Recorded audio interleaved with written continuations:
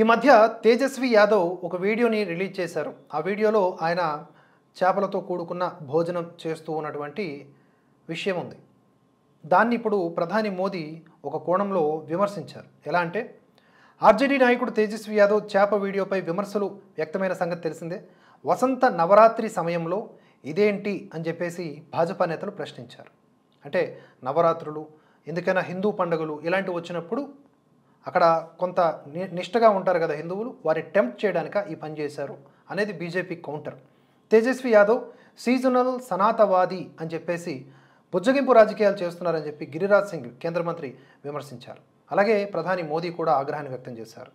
ఎవరేం తిన్నా మాకు అభ్యంతరం లేదు, సమస్య లేదు, కానీ విశ్వాసాలను రెచ్చగొట్టే వారిని నేను వ్యతిరేకిస్తాను. వారు నవరాత్రుల సమయంలో మాంసాహారం తింటారు, ఆ వీడియోలను చూపిస్తూ ప్రజలను ఆట పట్టిస్తారు అని విమర్శించారు మోదీ. జమ్మూ కాశ్మీర్ పర్యటనలో ఇప్పుడు ఉన్నారు ప్రధాని మోదీ. అంతకుముందు ఉదంపూర్లో జరిగినటువంటి ఎన్నికల ప్రచారంలో ఈ విధంగా స్పందించారు.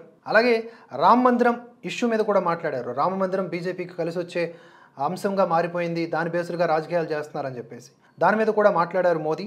రామ మందిరం అనేది భాజపాకు ఎన్నికల అంశం కాదు అని చెప్పారు. భాజపా అనేది లేకముందే ఈ మందిరం కోసం పోరాటం జరిగింది. విదేశీ దురాక్రమణదారులు మన ఆలయాలను ధ్వంసం చేసినప్పుడు మతపరమైన ప్రాంతాలను రక్షించుకునేందుకు భారత ప్రజలు పోరాడారు.